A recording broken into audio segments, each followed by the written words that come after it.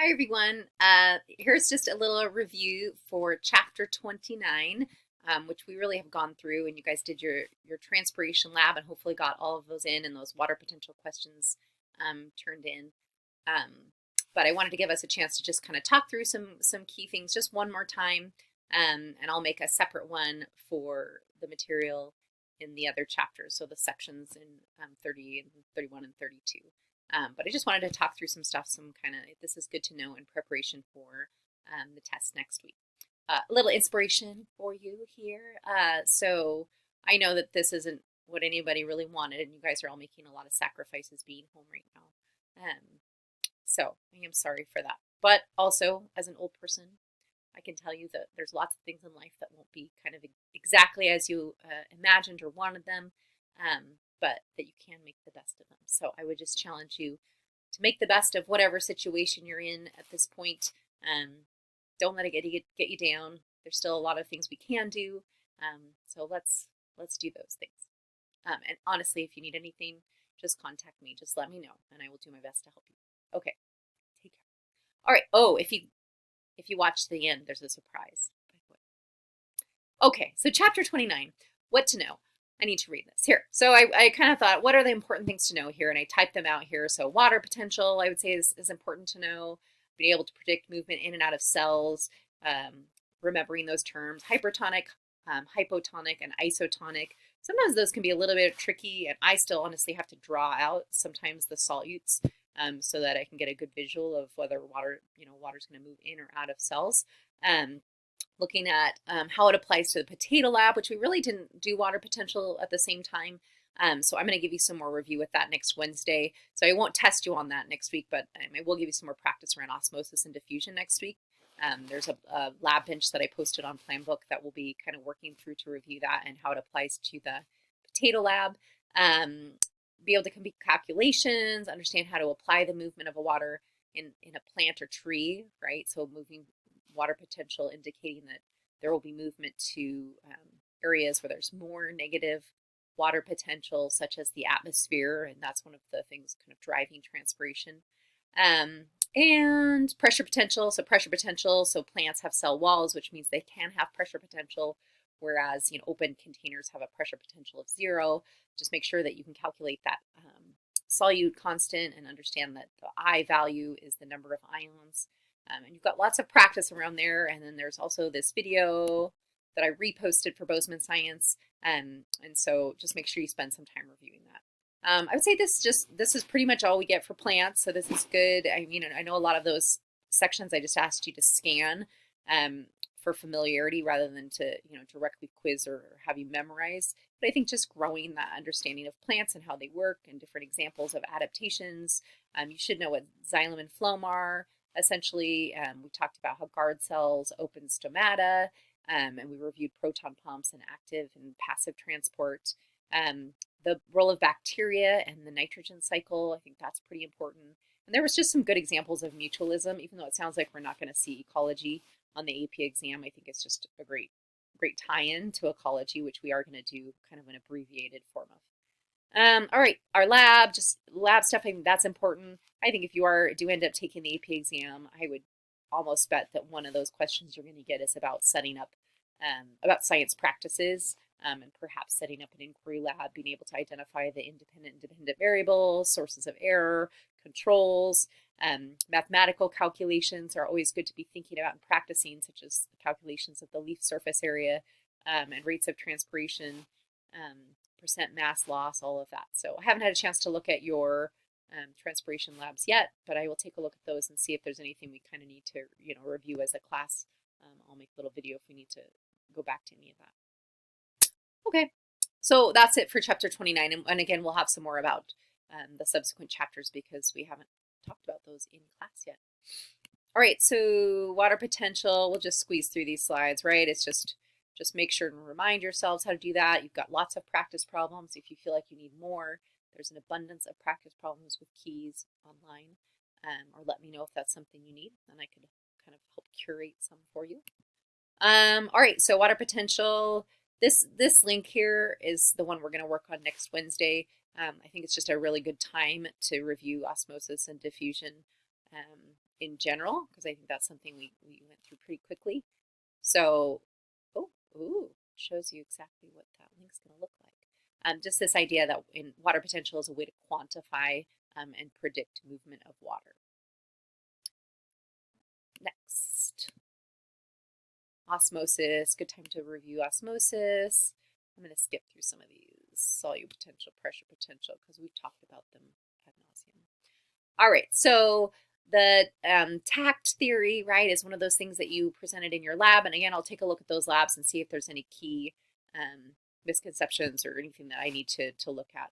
But I think most of us get this idea that transpiration is basically we have this opening of the stomata, and the stomata are really important for gas exchange. So we've got carbon dioxide coming in. That's important. That's carbon fixation in the second part of photosynthesis, right? The light independent stage of photosynthesis, and then oxygen gas, which is a byproduct of photosynthesis, is leaving. But also what's leaving is water, vapor. And so plants really have to balance that need for gas exchange, that need for carbon dioxide to drive photosynthesis, with the potential loss of water. We reviewed proton pumps and sodium potassium pumps. And again, that McGraw-Hill, they've got those good videos. You can go back and review those as well. So this idea of active and passive transport, this is a good kind of time to go back. Remember, proton pumps are an example of active transport because you're moving hydrogens against their concentration gradient, and that's called chemiosmosis. And in some cases, for example, that drives ATP synthase to make ATP, and that would be active transport. Sodium potassium pumps are another example of active transport. It requires ATP because you're moving things against their concentration gradient. So that's like the salty banana. Remember, the sodium you're getting an increase in the sodium ions on the outside of the cell and an increase of potassium on the inside of the cell. And then there's that lovely video if you wanted to just visit that monkey again and wonder what he's doing. I'd be curious. Put it in the comments. Xylem and phloem. So xylem are dead cells basically that allow water to move through them, and phloem, just I guess the simplified version, the version we need to know, is it's involved in bulk flow of solutes such as sugars. So it's involved in the sources and sinks of the plant, where if excess sucrose is made in one part of the plant, it's often stored elsewhere in the form of starch, like carrots and potatoes and fruits and things like that. And so that travels through the phloem. Talked about that. Okay, so this idea that you need to be able to have scenarios like this where you can predict the movement of plants. So maybe you'll calculate the water potential inside a cell and outside of a cell, and then predict which direction water is going to move. So I'm just going to say it again. You should expect to see some of those. Oh, wilting, like my plants are right now. They don't have enough turgor pressure, so I better water them. Oh.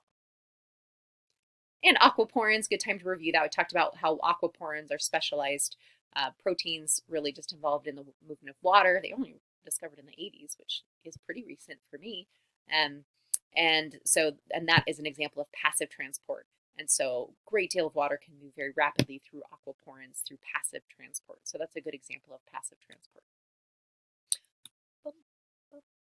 About xylem and flow. Okay, so the nitrogen cycle, I think, is pretty important. It talks about it in your book, but I'm going to skip down here. I did, for your watching enjoyment, post a Bozeman Science video on that includes quite a few things that I think are just, it's not going to hurt you to watch this one. Some of you may have even seen it. It would, if you took APES or something like that, this may be familiar to you. But it talks a little bit about just nutrient cycling in general, and the water cycle, the carbon cycle, and the nitrogen cycle. I just think this is probably a good thing to have some familiarity with. So particularly for this chapter, they're talking about the role of bacteria as in a mutualistic relationship with plants, and how they allow nitrogen to be fixed into the soil, which is really important for plant growth because plants need the right form of nitrogen. Really the only way that it can get into the soil is either through these nitrogen fixing bacteria, or lightning can fix the bacteria as well. So you'll see around here a lot of, as we start seeing the fields, you'll see a lot of pea fields around here, legumes, legumes will basically replenish the soil. So farmers will often cycle those legumes in to replenish the soil on their farmland. Anyway, I would watch it. I think it's helpful. Right.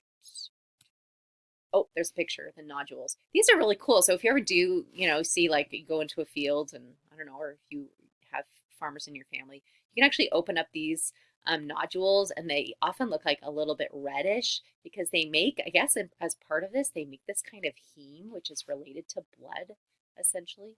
And that's, I guess, a piece of that nitrogen fixation process. So it looks kind of cool if you open up one of those nodules. So if you happen to see any as you're wandering around, check it out. Okay. Active transport we talked about. Oh, I highlighted this because, so just think about this in terms of the roots. So that would be another good example. We talked about how the root hairs dramatically increase the surface area of a plant. And so you're increasing that surface area to volume ratio by having all of those root hairs. And so basically minerals can be pumped into the roots, which basically increase the solute potential, which basically makes the water potential more negative. And so then water will rush into the roots. So that's an important kind of mechanism. I think that's important to think about, that the roots are able to absorb large amounts of water because of their high surface area, and also because those minerals are being pumped in, which then causes the water potential to become more negative. And the tact theory you guys did in your lab, I'm sure you researched and discussed in your groups, but I'll check in with you if I see anything as I go through the labs that I need to point out. But again, we should be able to define this. So let's say you had to write about it. The tact theory, you'd want to define each of your terms. So you'd want to define transpiration. What is it? Adhesion, cohesion, and then tension. And be able to even, this would be a good opportunity to draw a picture showing cohesion between water molecules, showing adhesion between the water molecules and the cellulose of the plant, right? And showing those intermolecular forces. It's a good connection to chapter 2 and chapter 3.